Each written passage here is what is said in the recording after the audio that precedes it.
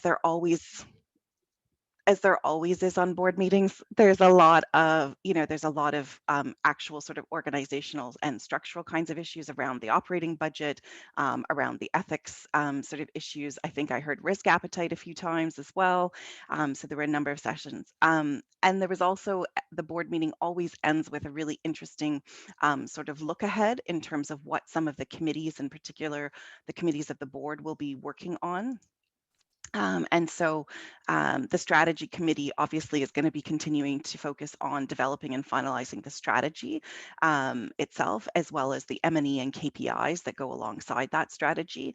And then also beginning, I believe, and this is where your reps can tell you because they pay a little bit more close attention to the dates on these kinds of things, but I believe beginning at the July committee meeting and working its way through the board meeting, the beginning steps of the conversations around the eligibility and allocation policies. The EGC, or the Ethics and Governance Committee, reported about the work that it will need to do around board leadership. There will be an opportunity, the board chair's term extended, I believe, temporarily because of COVID-19, is due to change over in the next sort of 8 to 10 months. And a lot of governance strengthening work on that committee. And then AFC, of course, continues its work in many different ways around financial oversight. And various issues around that. So that's just my really quick thing. It was a very packed meeting agenda, as it always is, and we're just really delighted to have all of you here on the call and all of your reps from the 3 delegations, communities, and the 2 NGO delegations here. And I think what we've decided is we will hear from the developing country NGO delegation, and then communities, and then developed, for about 5 minutes each to hear from them about some of the key issues and some of the key follow-up that will be taking place. And then we will come back to all of you for your questions and discussion around some of these key issues. So to start us off from developing, I think it's Carolyn Gomes, and then it'll be Andre, and then we will go to communities, reps, and developed country NGO delegations. So Carolyn, if I could pass it over to you. Thanks very much, Katie, and good morning, good afternoon, good evening, everyone. It's great to be here. As Katie says, you have to kind of look back in a hurry to remember what you spent so much of your life talking about for this time for 4.5, 5 days. So, but we picked out 3 things to kind of flesh out this morning with you. First one was strategy development. Second one, community rights and gender. And the third thing we wanted to talk to you a little bit about, because it provides an opportunity for us, is, and for civil society and key populations, is monitoring and evaluation. So I'm going to start with strategy development. And I think this is a slide that anybody who's GFAN knows about.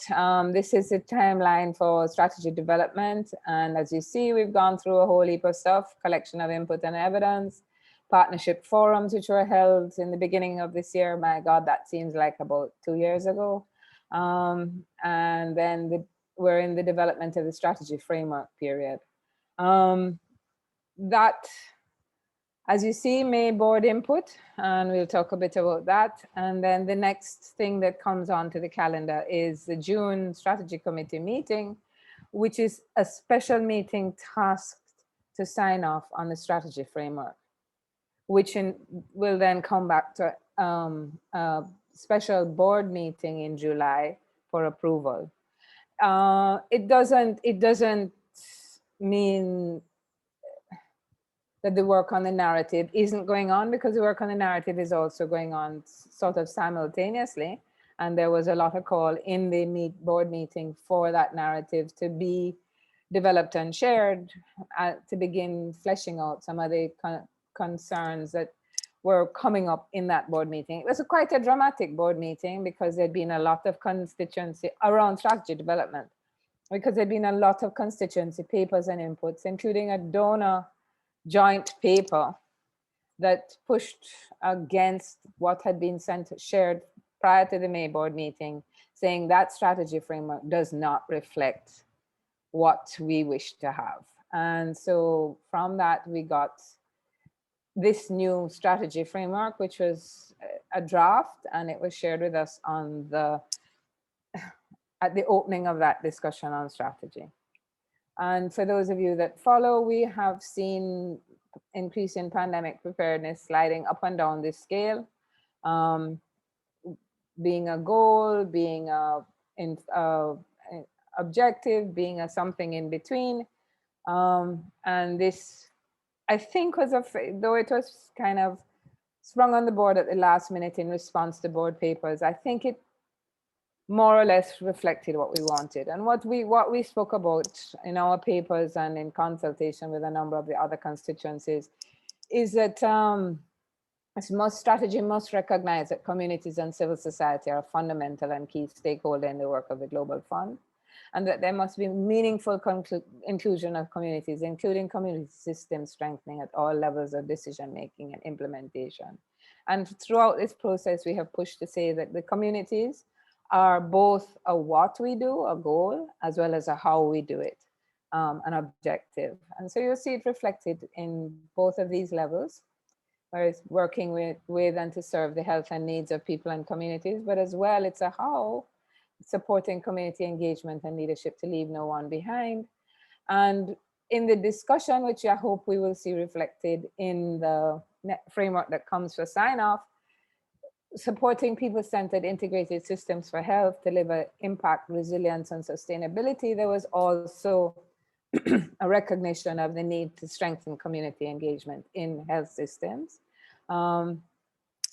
And as I said, many constituencies highlighted the importance of strengthening communities and strategically placing them at the center of the Global Fund's work as the key enabler for strong health systems and for the promotion and protection of human rights, gender equality, and equity in order to maximize our goal, our primary goal of ending AIDS, TB, and malaria. And this came across so very strongly from all the constituencies, that this is our primary goal, this is where the board wants to be, this is what the board wants us to focus on.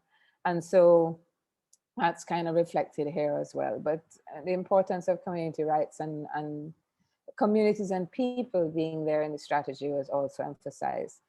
And so you'll see that pandemic preparedness in response to the board papers slid down to being an evolving objective, which the narrative hopefully will explain a little bit better, because we do want to recognize that the Global Fund has responded to pandemics. It's responded to the pandemics of AIDS, TB, and malaria, but it also has responded to the COVID pandemic. And the reason that it's been able to do that is because of our work over the years in developing community systems, in centering people, in strengthening health systems, and that therefore it's an outcome of the work we do, not the goal of what we do. And this was generally the feeling of the board going right through.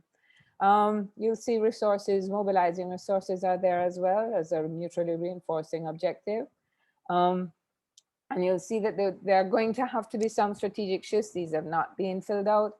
And partnership enablers, meaning how we work as a partnership. But it is that work as a partnership that actually has allowed us to be here, to be able to contribute to Act A, to be able to send money out to communities and to governments through the C19RM, first iteration and second iteration. So next steps, strategy committee, and I'd love to hear your feedback on that. One of the other things we emphasized at that board meeting, and I'm just going to touch on it a little bit, is the importance of community rights and gender equality. The CRG department has been working under extremely difficult circumstances, especially in this period over the last 18 months now, where gender disparities and human rights abuses have worsened across the world. And we all know this. Lockdowns have contributed.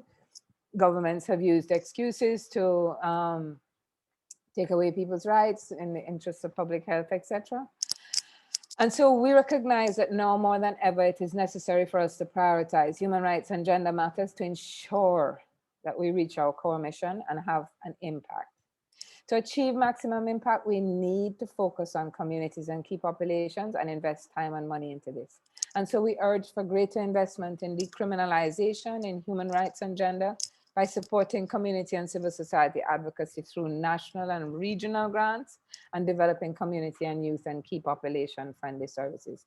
So these will continue to be what we try and push as a delegation towards the next strategy and for the next board meeting. I'm going to hand over to Andre to talk a bit about the monitoring and evaluation. Yeah, thank you, Caroline. Yeah, very briefly. Well, on CRG, just to add that we strongly think that CRG should be represented at the senior management level. Otherwise, there is a mismatch between the priorities set at the strategy, at the board level, and functioning of the secretariat. So CRG should be part of the senior management team. On M&E, very quickly, monitoring and evaluation. So we think it's an opportunity of reviewing KPIs and M&E system also to strengthen the role of measuring, investing in community and civil society-led interventions and showing impact on human rights and gender work, as well as show impact, evidence of the impact community and civil society is bringing to the Global Fund-led interventions. Also, we see the opportunity of the call for community and key populations experts to join expert monitoring, to participate at the technical consultation on measuring progress of post 2022 Global Fund strategies. There is a call and we have approached several networks, so we are happy to explore it further with all interested to submit your candidacy. We also issued a post-Global Fund statement. There is a link here. We will post it in the chat. So you can see more comprehensive feedback on support from our delegation. Thank you. Over.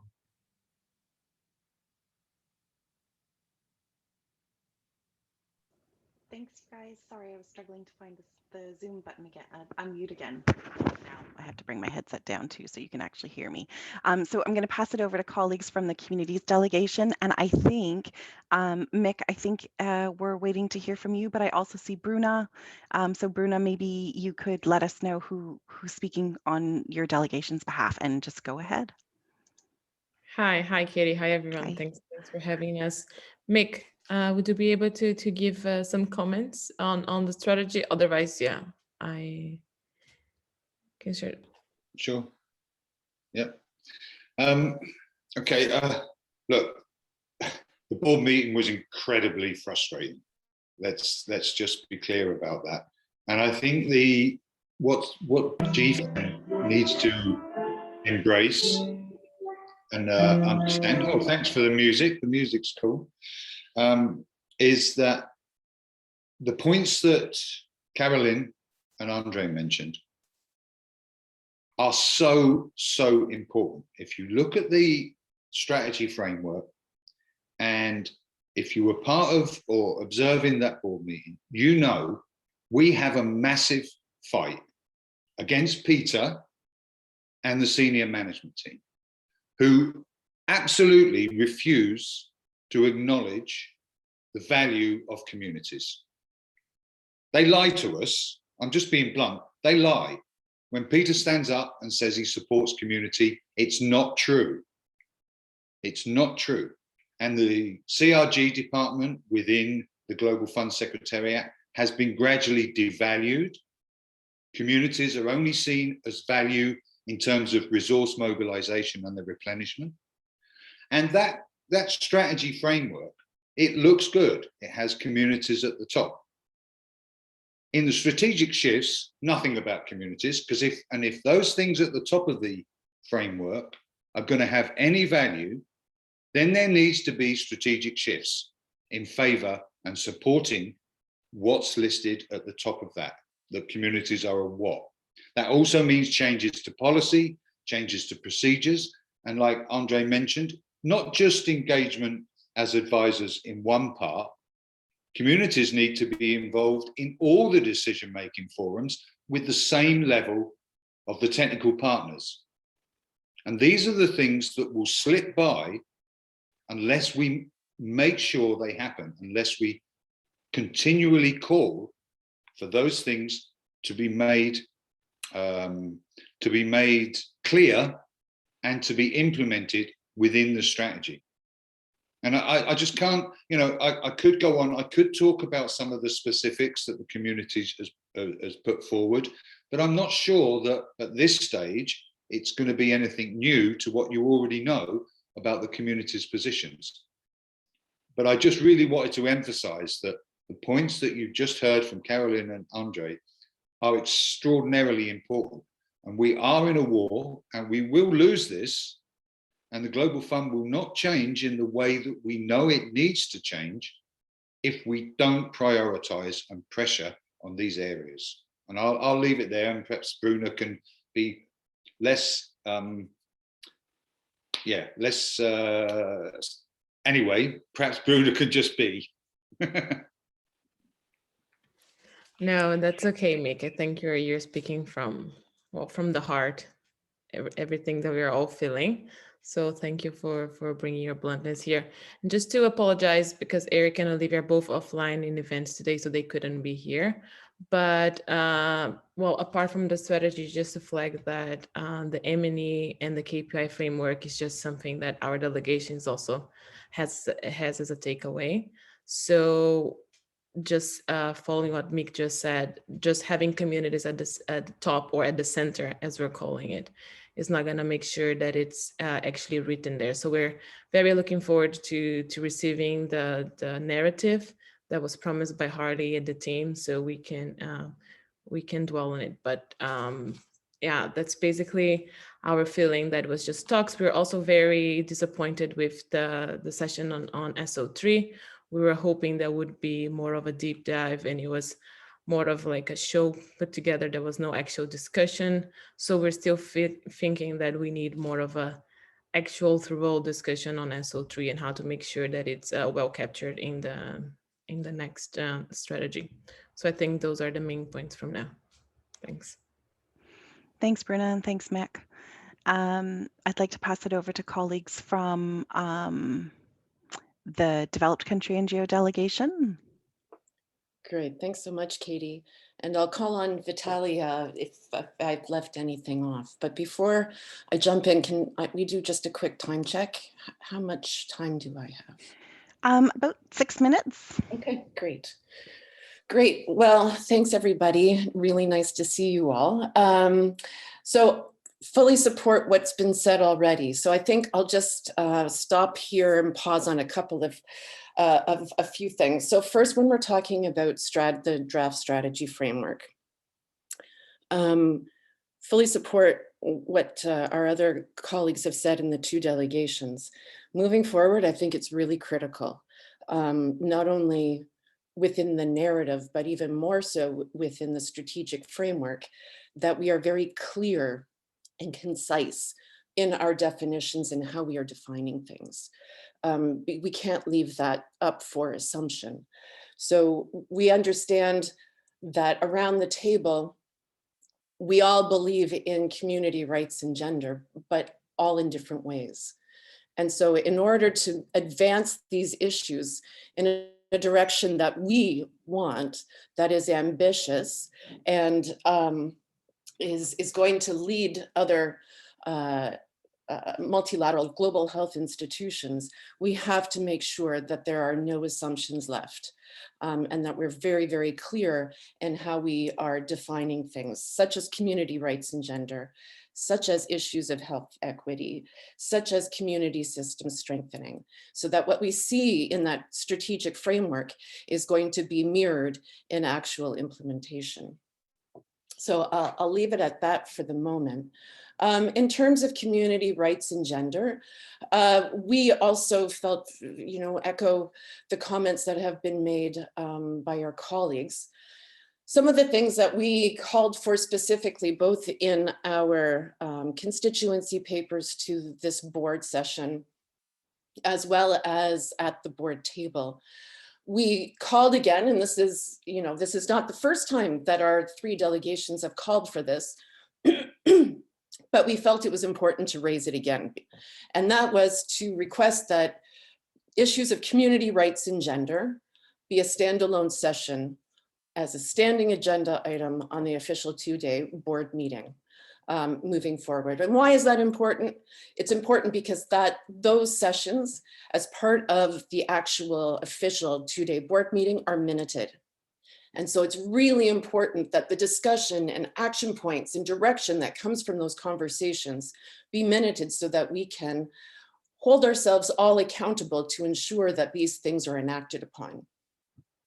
Similar to what Communities has just said, we called for an urgent and independent evaluation of strategic objective number 3 and the strategic implementation of community rights and gender across the portfolio.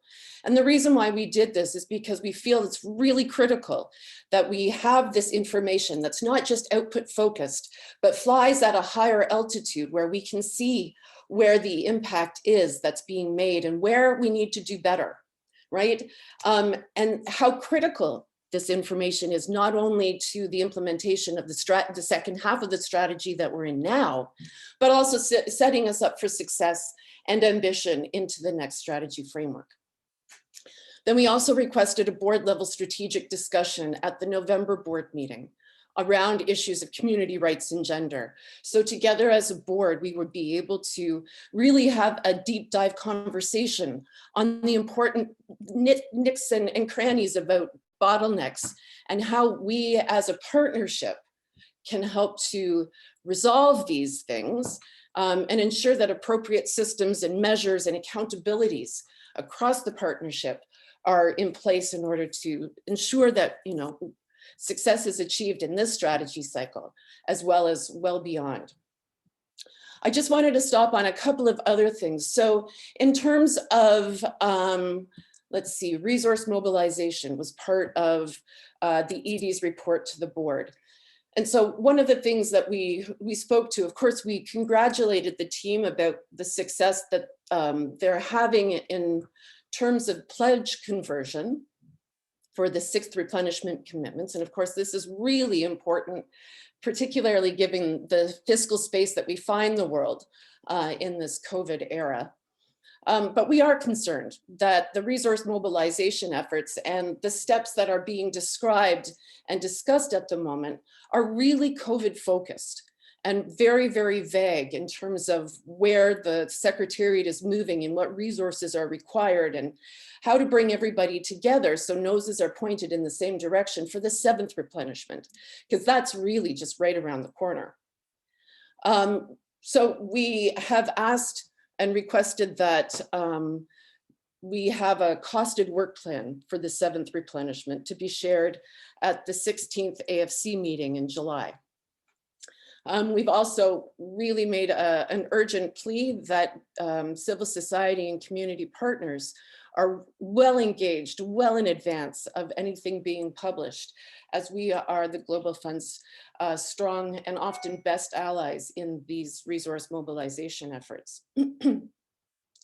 In terms of business continuity in COVID-19, I mean, we've seen how incredibly busy this year has been, not only within our own organizations, but also with all of the governance meetings and issues that have come up in order to ensure that Global Fund programming and disruption to Global Fund programming is minimized during this incredible COVID pandemic.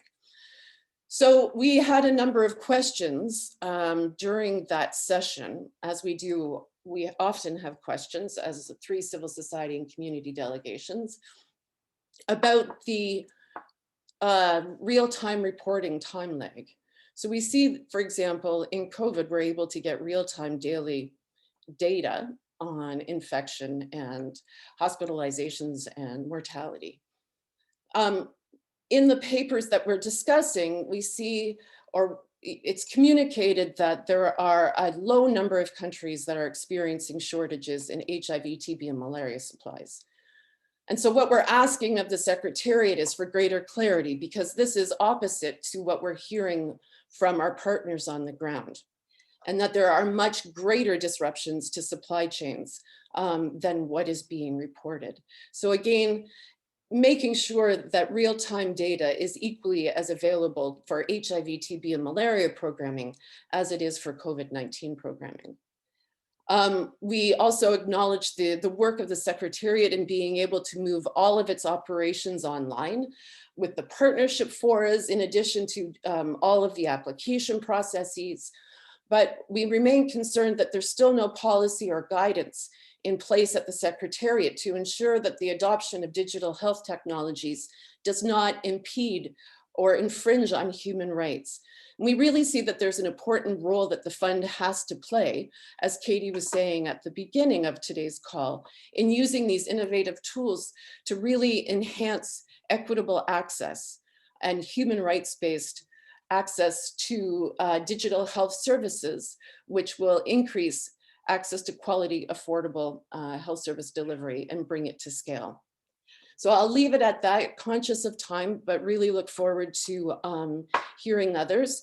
Maybe before I hand it back over to Katie and Tara, I'll just do a shout out to Vitaly to see if there are any additional points that we should raise here. Thank you. No, Robin, thanks. I think you have been very comprehensive in your intervention. Thanks. Thanks, Vitaly. I guess I'll just say before handing it over is that it's a really busy year ahead with really important issues for civil society and community that are coming to the board table, not only on strategy development, not only on business continuity in the COVID era or the C19 RM, but also in areas of governance. So we look forward to continuing these conversations as the Global Fund Board starts to grapple with board size and composition, for example, and the really critical role that civil society and communities make to the governance systems of these big multilateral global health institutions. So thanks so much. Katie, over to you. Thanks, Robin. And thanks to everyone from the 3 delegations for sharing sort of your insights and your key priorities. I'm going to encourage people to ask questions by, if possible, using the raise hand function, which you should be able to find in the participants. If you click on participants and and it should give you a raise hand option. Otherwise, please just note in the chat and I'll just try and keep an eye on that for people who do have questions. But thanks to all the speakers for sharing these insights. I mean, I think it's so helpful. Oh, we're going to get a little visit here from somebody who's very unhappy this morning by the looks of things. It's very important to have these calls, and I really appreciate that the delegations have been making themselves available for this, because if you go to the Global Fund Board's website right now, all you'll find is the one formal decision that was adopted. There's no papers, there's no synopsis, there's the press release that was issued. It's okay, sweetheart. It's okay. There was the press release that was issued right after that, but I'm sure, as many of the reps would say, that press release didn't hit exactly the right notes for some people who attended the board in terms of what the sense was, in terms of what had happened and what were the priorities at the board meeting. So it is really important to have these calls, and I really appreciate the time that that your reps on the 3 delegations make to provide these short updates. So are there any questions out there? It's okay. Sorry. It's okay, little goose. It's really hard being still in virtual school for 4-year-olds. Any questions from anyone? Mick, I see your hand raised. Did you want to come in with a question or a comment? Yeah, I just wanted to, because Robin mentioned something I think that we shouldn't let just slip by. And that's the issue around the board constitution and the makeup of the board, which is coming. Given what I ranted on about the ways community and civil society generally are being viewed, that's a very dangerous point. That could easily turn against us. We could easily be forced to consider merging of delegations of the civil, and which lessens our voting rights, lessens our power, lessens our voice. And I think it's something we shouldn't just let slip by. We really need to keep an eye on that and how that goes, because given everything else that's happening, that's a key area where we could get screwed badly. I think that's helpful and very eloquently put, Mick. in terms of what the possible repercussions are from that. There is a comment from Mona in the chat, just in terms of, I think there was a comment, I think Robin said it, but I think it was implicit in what others were saying in terms of the difficulty for some who maybe don't go to the board meetings to not really understand the difference between, or to not know the sort of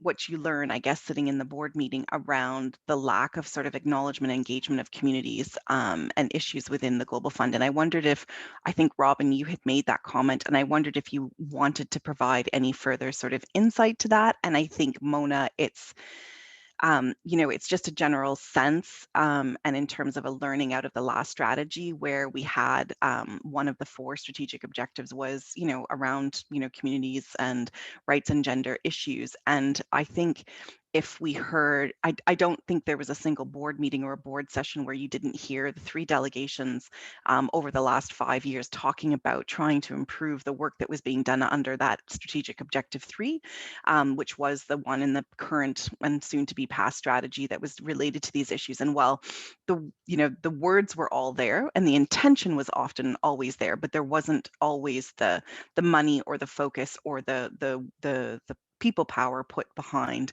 making those true. So I just wondered if Robin or Andre or Carolyn or anybody else wanted to come in on that question that Mona had put in the chat. Thanks, Katie. I'll see if Carolyn or Andre or Bruna or Mick would like to say anything first, and then I'm happy to go after. I can just briefly say, I think there's signals. It's never a verbal issue about putting down community rights and gender, or saying, it's always, oh, that's critical, that's important. But then we see things like a reduction in regional grants for advocacy, and you get a blanket statement like, well, they don't really work so well, but no evidence to support that. Community rights and gender are not represented at the senior management level. And the biggest signal for me is the fact that we do not discuss SO3 community gender equality work during a formal board session to get formal input, and that will inform a formal report. And there are a number of other signals. You look at the percentage of grants that are spent on this. And while we see an increase in a good increase in percentage with the breaking down barriers, that's only impacting 20 countries. And an increase of 100% on $1 is another $1. So if you're starting at $1, you could increase 200%. You'd still be at only $3 out of, you know, a huge pot of $10. And it's actually more closer to for $50 that's spent, and of that maybe $2 spent on in comparison. This is not the real numbers, obviously. And so money where the mouth is, importance at the board table, and importance at the management table are the 3 big signals. And we see it. We see it in prevention. We're not getting where we need to go in prevention. Only 3% of the money is spent on prevention, and 6 with keep ups, and 60% of the cases are coming from keep ups. What decriminalization has occurred with Global Fund money? We don't know. What barriers have been removed strategically with Global Fund money by strengthening civil society advocacy, by strengthening regional advocacy? We don't know. And this is why we say this has to be the focus. If we don't do this, focusing on key populations, then we'll never get to our prevention targets. We don't even have key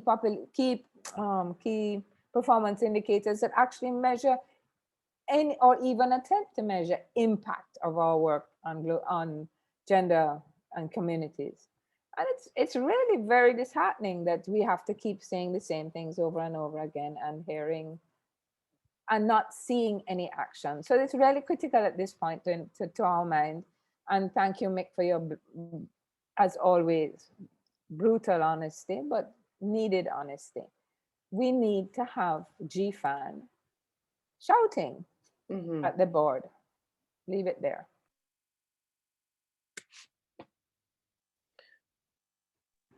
Bruna or Mick, do you want to jump in before I jump in? No, Bruna. No, Robin, go Yeah. ahead. So fully agree with Carolyn. I mean, I guess I would just say in a couple of additional points. I mean, some that are, you know, brutally frank and everybody knows, but strategic objective number 3 is really the core pillar that drives the success of the other 3 strategic objectives in the current strategy, right? It's the one that is the trickiest because it really gets at the social and structural drivers of inequity and access to health services. And yet it is not reflected as being the strategic pillar within the Global Fund's current strategic or senior management structure or executive management structure in the MEC. It deserves strategic focus, it deserves strategic discussion, and with it not being discussed in these forums that steer the Global Fund ship, then we're really missing a critical opportunity to do better. When we keep the community rights and gender reports output focused, we're not able to see the forest through the trees. All of us do programming and monitoring and evaluation in our own program services. We know the difference between outputs, outcomes, and impact. Outcomes and impact are strategic information that help to drive us, inform how we drive our roadmap to meet the goals that we have before us. This is the strategic information that we need to know in order to be able to assess and hold accountable whether or not we are doing what we should be doing and where modifications need to happen. But we don't have that information. It's left currently at outputs only. So the number of trainings, the number of participants, the number of meetings, it's a lot of great information, but it's not rolled up to the level that's going to be of use to drive us forward and hold ourselves accountable. So thanks. Thank you all. I think that's helpful. And Mona and others, I would encourage you, to check out some of the statements. I think we put the link to the developing country NGO one was put into the chat, and there are others, and there's other information on the websites and Facebook posts of others. And so, I do encourage you to read those as well, because often they provide more either specificity or just more detail, I guess, around some of these kinds of things. So, but please do keep the questions coming. Are there any other questions? Either raise your hand or put something in the chat. I did see a comment about multilingual for these webinars, so well noted. Thank you for the comment. Are there any other questions? I find that often these calls, we don't get a lot of questions around these issues because they are often, for many of the participants, sort of the first sort of time that they're hearing about them. And so I hope to maybe explore with all of you from the delegations about, potentially looking at calls maybe ahead of some of the key committee meetings or board meetings where we can also, discuss them before meetings. And so the challenge is always that there aren't meeting materials that can be shared or even necessarily yet prepared well enough in advance of those calls. But maybe around some of these, just a second, sweetheart, maybe around some of these key issues, that is something that we can look towards doing over the coming months and the year. As Robin said, it is going to be a very, very busy year. So just one last call for any questions or other comments. Not seeing any. Or Miria, I think. Yes. Yes. Hi, Hi. this is Miria Kutsuba from Vemos, the Netherlands. I'm rather new in the GFAN call, so I'm learning a lot. Thank you all. Maybe a newcomer question, but I was wondering the strategic framework. How does it work with the Global Fund? Is it going to be publicly available for written feedback individually by CSOs, or it's through networks like GFAN that feedback is going to be provided? I think that's a really great question, and I would welcome somebody who's more engaged at the strategy committee to respond to that. In the development of the strategy as a broad thing, there were partnership forums which invited individual CSOs, and there was an online portal to provide sort of general commentary. But Carolyn, I'm not sure, maybe if you or someone else might have an answer to that more specific question about the framework as it continues to be developed and what input or opportunities for input there are. Well, that framework that was presented at the board table that we shared today now, I think certainly we can invite comments, and you're happy, individual CSOs, we are happy to receive them in the delegation, their calls. And I'm sure that communities and develop the same thing. If you have feedback on that framework, please, and there's also a portal on the Global Fund website about strategy development. Please feed them back to us, send us a letter through our website, through our Google, to our CFP, and we are happy. We are very often incorporate comments from communities, key populations in our statements at the strategy committee, to the strategy committee and to the board. So please, feedback. Okay, so through the delegations instead of directly to the Global Fund. Yes, I think more likely to actually find a voice if you have somebody at the table that has read your letter. Yeah, I agree with Carolyn. To be honest, if you just feed it back directly, it will get ignored. It'll get ignored or lost. Totally agree. It probably won't even be read. It probably won't even be read. You've got much more chance if it's fed through the delegations. Okay, I think that's good to know. Yeah, thank you. It's a really helpful question, Marianne. So welcome to the, welcome to the call and to the group. It's a really helpful question because I think Tara and I could explore how we could update the strategy development section that we have on our website to make sure that that kind of advice is clear and that we can provide the contact information for the delegations so that as, more other CSOs are developing positioning or wanting to understand more as the strategy continues to evolve, then we can at least make sure that we're pointing people into the right direction. And of course, as we did earlier this year, like we will look for opportunities and take our lead both from the delegations and the community race and gender platforms, who we've had sort of a loose working group with over the last year around the strategy development. And we are, happy to convene calls at critical moments to make sure that we can bring updates and so that the delegations can hear from broader constituencies like GFAN members. But I know that also if you do look through their websites and their Facebook groups, you can find links to join their delegation listservs and for information about calls that they do as well. Like the communities delegation holds a call ahead of the board meeting just as a sort of, these are the key issues and let's hear from you. And sorry, developing, if I'm slighting you in any way, you may do the same as well. But I joined the communities one this time around, so it was just top of mind. Any other questions? Not seeing any hands raised or anybody trying to unmute.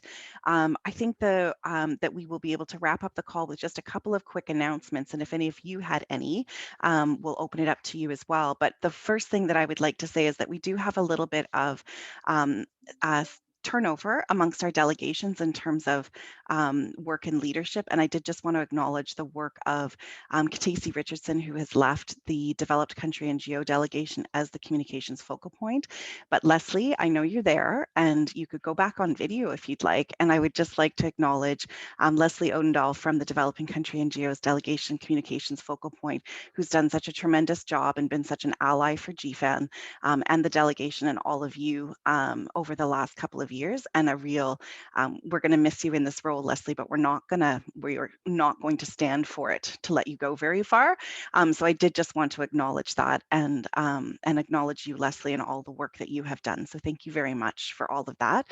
And to Katacey, who's not on here because I believe she's already taken up another role and is already on the mark there. So we do try to track all of these comings and goings for all of you in our reports, but Leslie, we're really going to miss you in this role. So thank you for all that you have done.